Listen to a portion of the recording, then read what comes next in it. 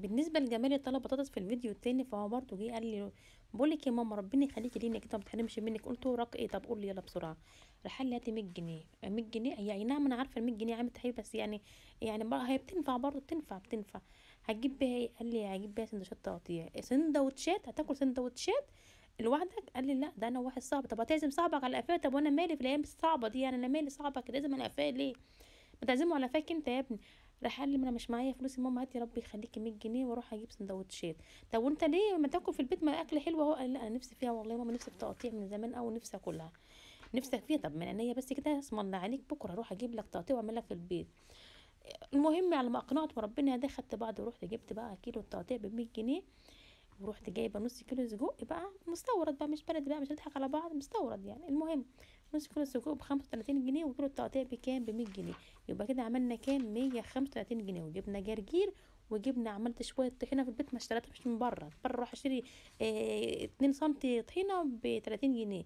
رحت عامله بقى الطحينه بتاعتي العسل شايفينها دي، والسجق المستورد بتاعنا اهو برضو. ورحت جايبه بقى الحاجه بتاعه التقطيع، ورحت غسلاها ومشطفاها ومظبطاها بالميه والملح والكمون والليمون و... والطماطم. وعايزه اقول لكم بقى خدتها قشطه قشطه قشطه، شلت منها الزفاره ونقعتها 3 4 5 ساعات.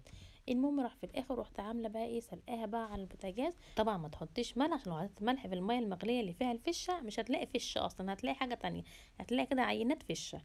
المهم في الاخر رحت بقى عامله السلطه زي ما انتم شايفينها كده شرايح بقى، وعملت الجرجير بقى، وقطعت التقطيع وخليتها بصوا بعد ما سلقتها 20 دقيقه. بصي بتسلقيها 20 دقيقه بالظبط، عشان ايه؟ لسه هتاخد سوا في ايه لما تقليها في الزيت. على فكره في فيديو كامل عندي على القناه فيها طريقه الفشه بتنضف ازاي من ساعه ما اشتريتها وتنظيفها وسلقها وتقطيعها، وحتى جمال كمان هو اللي كان مقطعها وعمل سندوتشاته، وفيديو كامل من بكل تفاصيله. ادخلوا على القناه وشوفوها هيعجبكم جدا جدا. وبجد الاكله بتاعتنا ما بنعملهاش بطريقه عاديه، لا ده احنا بنحط دقه، بس انا مش جبتهاش في الفيديو ده.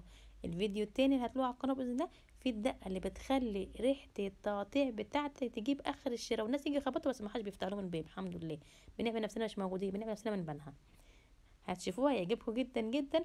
بس عايزاكم تجربوها بجد والله العظيم، لو جربتوها هتدعوا لي. لايكاتكم بقى اللي بترفع الفيديو توصلوا اعلى نسبه مشاهده. حبايب قلب الحلو ربنا يكرمكم ويكبر بخاطركم يا رب.